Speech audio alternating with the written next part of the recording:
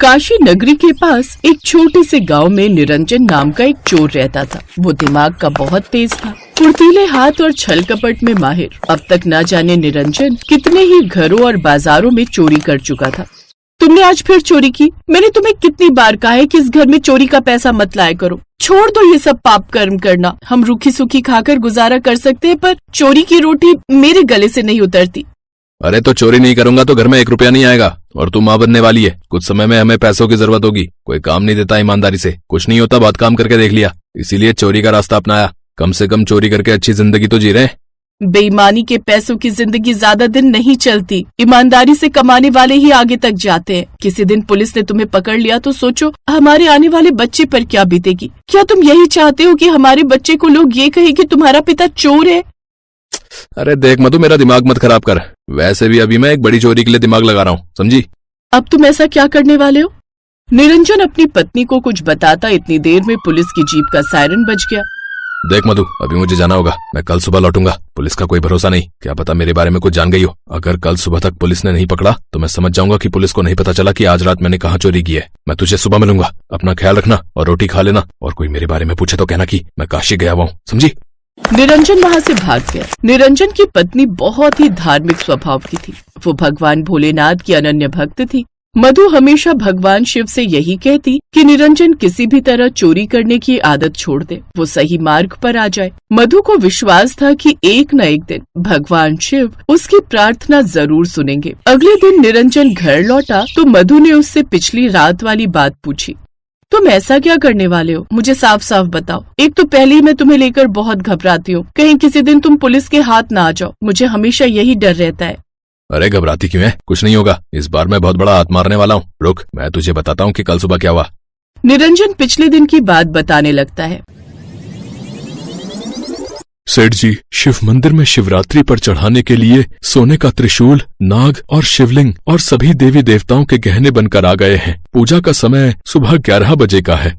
ठीक है पंडित जी, फिर हम अपनी पत्नी और परिवार के साथ कल सुबह शिवरात्रि के दिन मंदिर में पूजन के लिए आ जाएंगे। आप सभी भक्तों को इस पूजा में आमंत्रित कीजिए। हम चाहते हैं काशी नगरी के प्राचीन शिव मंदिर में हम काशी नगरी के सभी श्रद्धालुओं के सामने ही ये पुण्य कार्य करें। बस मैंने ये बात सुन ली और मेरे दिमाग में आया कि क्यों ना इस बार मैं शिव मंदिर में चोरी करूं, बहुत बढ़िया पैसे मिल जाएंगे। अगर मैं काशी नगरी के प्राचीन शिव मंदिर से गहने चुराकर और किसी दूसरे शहर में जाकर बेच दूं।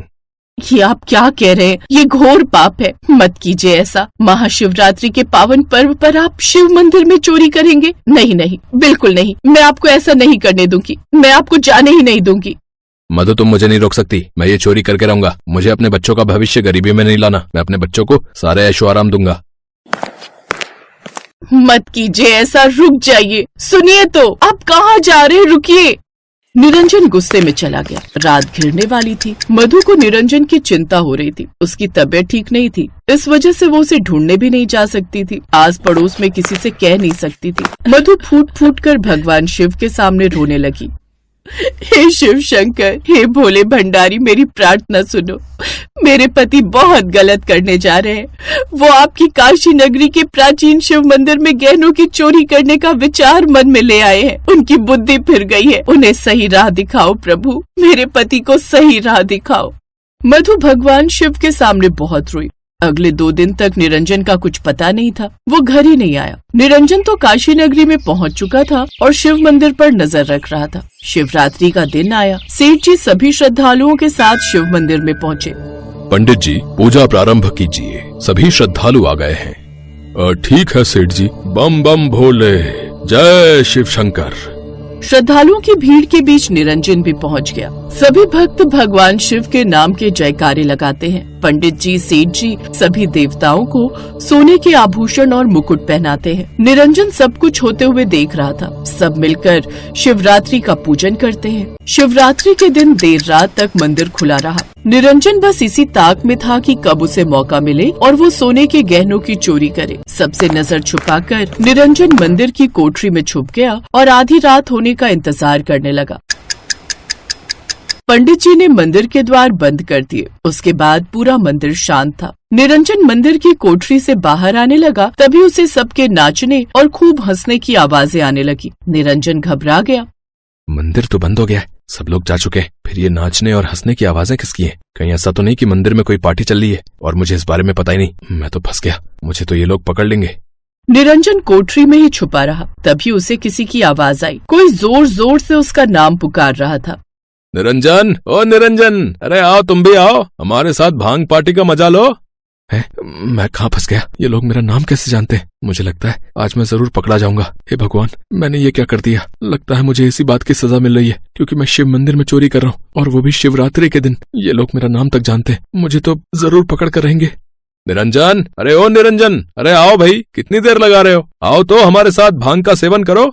अब तो मुझे बाहर जाना ही पड़ेगा, मेरे पास कोई और चारा नहीं है, जो होगा देखा जाएगा। निरंजन मंदिर की कोठरी से बाहर आता है। वो बहुत डरा हुआ था, पर जैसे ही वो मंदिर में पहुंचता है, उसकी आंखें चौंक जाती हैं। मंदिर में तो अलग ही नजारा था। शिवजी की भांग पार्टी चल रही थी। शिवजी अपने गणों के साथ भांग का सेवन कर रहे थे, झूम रहे थे, नाच रहे थे। आओ निरंजन, आज शिवरात्रि है, तुम भी हमारे साथ भांग का सेवन करके देखो। भक्तों ने भांग के लड्डू, भांग के पेड़े, भांग की बर्फी और देखो भांग की लस्सी भी तैयार की है। इतना सारा प्रसाद हम अकेले नहीं खाएंगे, तुम भी लो। प्रभु, आप? निरंजन, तुम बहुत भाग्यशाली हो जो शिवजी की भांग पार्टी तुम्हें देखने को मिली है। हम तो प्रभु के साथ प्रतिवर्ष ऐसा ही करते हैं। शिवरात्रि की रात्रि हम भोलेनाथ के साथ ऐसे ही आनंद उठाते हैं।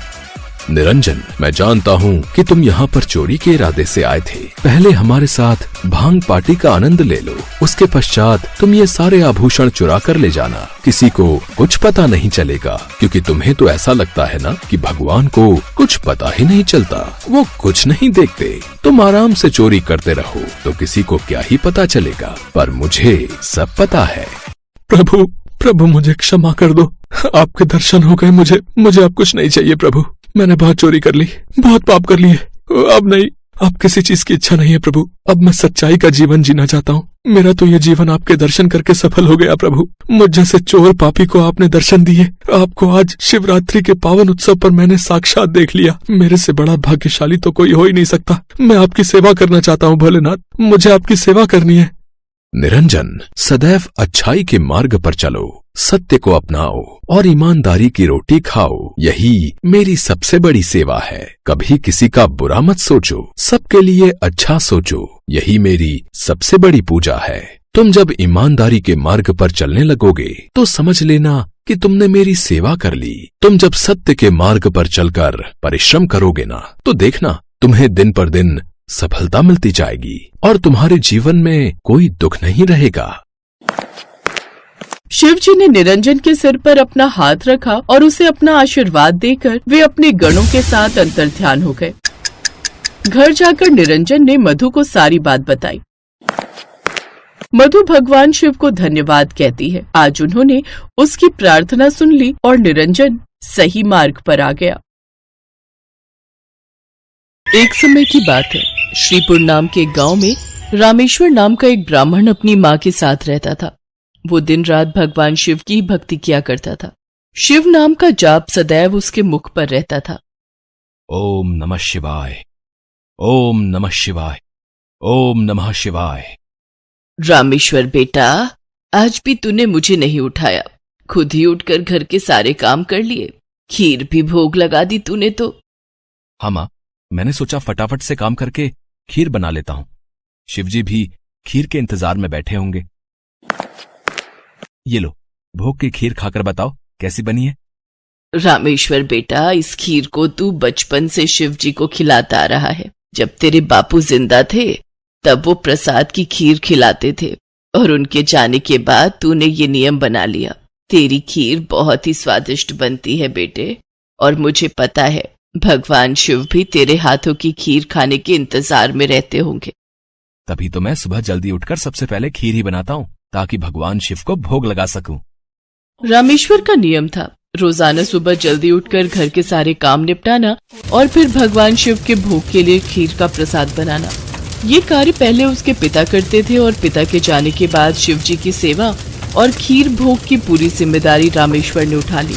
रामेश्वर को विश्वास था कि भगवान शिव उसके द्वारा खिलाई गई खीर को रोजाना ही खाते हैं। इसी विश्वास पर वो रोजाना खीर का भोग लगाता था और अपने भक्त के द्वारा भोग लगाई गई खीर को कैलाश पर्वत पर विराजमान भगवान शिव बहुत चाव से खाते थे। स्वामी, क्या बात है, आपको तो आनंद ही आनंद है। आपके भक्त आपको प्रेम से इतने स्वादिष्ट व्यंजन खिलाते हैं और आपका भक्त रामेश्वर तो नियम के अनुसार आपको खीर का भोग लगाता है। लाइए, थोड़ी सी खीर मुझे भी दे दीजिए। रामेश्वर के हाथों की खीर बहुत ही स्वादिष्ट होती है। हाँ देवी पार्वती, रामेश्वर इतनी स्वादिष्ट खीर का भोग लगाता है कि मन प्रसन्न हो जाता है। तभी नंदी और समस्त शिवगण वहाँ जाते हैं। महादेव, ये लीजिए, हम भांग और धतूरा ले आए हैं। नंदी, अभी तो हम स्वादिष्ट खीर का आनंद ले रहे हैं। ऐसा करो, भांग और धतूरे को वहाँ छोटे पर्वत पर रख दो। हम कुछ समय के बाद उसे ग्रहण करेंगे। अरे नंदी महादेव तो हमारी ओर देख तक नहीं रहे। उनका सारा ध्यान तो रामेश्वर की बनाई हुई खीर पर है। ऐसे कब तक चलेगा नंदी? हाँ, मैं भी यही देख रहा हूँ। इतने प्रेम से हम भांग और धतूरा पीस कर लाए और महादेव ने हमें इसे रखने के लिए बोल दिया। अरे नहीं नहीं, ऐसी बात नहीं है। महादेव ने बोला है कि हम उसे वहां रख दें। वो कुछ देर बाद उसे ग्रहण करेंगे। महादेव रोजाना रामेश्वर की भोग लगाई हुई खीर को बहुत चाव से खाते हैं।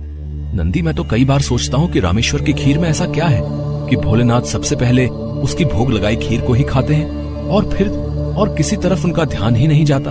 तभी तो हम भांग धतूरा लेकर आए और उन्होंने बिना देखे ही इसे रखने के लिए बोल दिया। हाँ, कह तो तुम ठीक रहे हो भैरव। महादेव को भांग धतूरा इतना प्रिय है, पर रामेश्वर की खीर से ज्यादा उन्हें इस समय कुछ भी प्रिय नहीं लग रहा।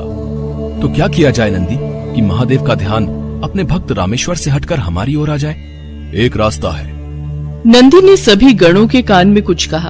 उसके पश्चात सभी गण पृथ्वी लोक पर आ गए और सबने ब्राह्मण रूप ले लिया और सब लोग रामेश्वर के पास पहुँचे। रामेश्वर शिव जी को खीर का भोग लगाने के लिए बाजार से सामान खरीद रहा था। ब्राह्मण वेश में नंदी ने रामेश्वर से कहा, रामेश्वर, तुम हमें नहीं जानते, पर हम तुम्हें बहुत अच्छे से जानते हैं। तुम भगवान शिव के भक्त हो और रोजाना उन्हें खीर का भोग लगाते हो। हाँ ब्राह्मण देव, आप तो सब कुछ जानते हैं। हाँ रामेश्वर, हम सब जानते हैं, इसीलिए तो हम तुम्हारे पास आए हैं। हमें पता है कि तुम महादेव के परम भक्त हो, पर तुम्हें पता है महादेव अब रोजाना खीर खाकर ऊब गए हैं। इसलिए अब तुम कुछ दिनों के लिए खीर का भोग रोक दो। तुम एक काम क्यों नहीं करते? तुम महादेव को सप्ताह में एक दिन खीर का भोग लगाया करो, जिससे महादेव को और अधिक स्वाद आएगा। अब महादेव को इतने सारे भक्त पूछते हैं, महादेव भी तो इतने सारे भक्तों के द्वारा दिए भोग को ग्रहण करते हैं। उनका पेट बहुत भर जाता है। अगर तुम उनको सप्ताह में एक दिन खीर का भोग लगाओगे तो उन्हें तुम्हारी खीर का इंतजार रहेगा और वो और अधिक आनंद से खीर खाएंगे। क्यों, हम सही कह रहे हैं ना?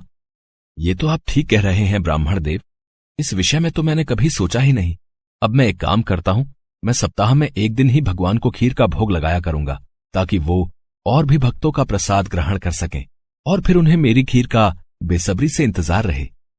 भोला भाला रामेश्वर शिवगणों की बातों में आ गया। शिवगण खुशी खुशी कैलाश वापस लौट आए। अब शिव जी रोजाना रामेश्वर की खीर का इंतजार करने लगे कि कब रामेश्वर उन्हें भोग लगाए और कब वो खीर का भोग खाए। पर कुछ दिनों तक रामेश्वर ने खीर का भोग बनाया ही नहीं, तो शिव जी को खीर कहाँ से मिलती? अब सप्ताह में एक दिन रामेश्वर ने खीर का भोग लगा दिया तो शिव जी ने खीर खा ली। फिर उसके बाद कुछ दिन और खीर नहीं मिली तो भगवान शिव सोच में पड़ गए। उन्होंने अपने नेत्र बंद किए और उन्हें सारी सच्चाई पता लग गई और भगवान शिव को गुस्सा आ गया। शिव जी को गुस्से में आया देख सभी गण उनके समक्ष हाथ जोड़कर खड़े हो गए।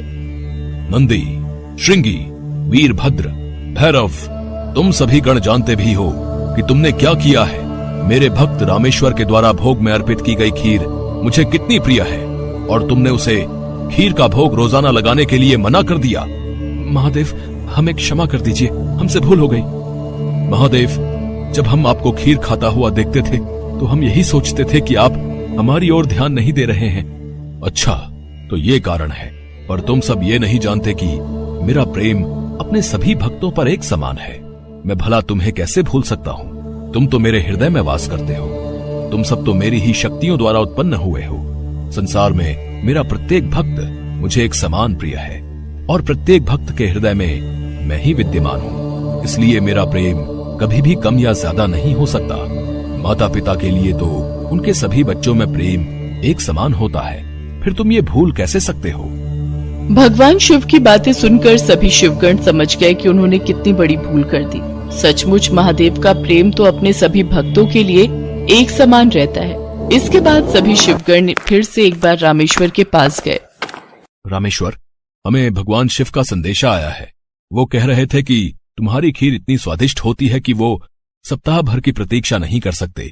सप्ताह में एक दिन भोग से उनका मन ही नहीं भरता, इसलिए उनकी आज्ञा है कि तुम रोजाना ही उन्हें खीर का भोग लगाया करो। आप सच कह रहे हैं ब्राह्मण देव? भगवान शंकर को मेरे हाथों की बनी खीर इतनी प्रिय है? ठीक है, फिर मैं रोजाना उन्हें खीर का भोग लगाऊंगा। ये सुनकर रामेश्वर बहुत खुश हुआ। अब एक बार फिर रामेश्वर रोजाना खीर बनाकर भगवान शिव को भोग लगाने लगा। अब तो समस्त शिवगण भी भगवान शिव के साथ रामेश्वर द्वारा भोग लगी प्रसाद की खीर का आनंद लेते और खूब भरपेट खीर को खाते। भगवान शिव और देवी पार्वती दोनों सभी गणों को इस प्रकार खीर खाता देख मंद मंद मुस्कुराने लगे। भगवान शिव ने अपने परम भक्त रामेश्वर को सभी सुख सुविधाओं से पूर्ण रखा। उसके जीवन में कभी भी कोई कठिनाई नहीं आई। रामेश्वर का विवाह एक बहुत ही सुशील कन्या के साथ हुआ। उसके घर में 2 बच्चों का जन्म हुआ। अपने परिवार के साथ संपूर्ण जीवन खुशी खुशी व्यतीत करके रामेश्वर अंत में मोक्ष को प्राप्त हुआ।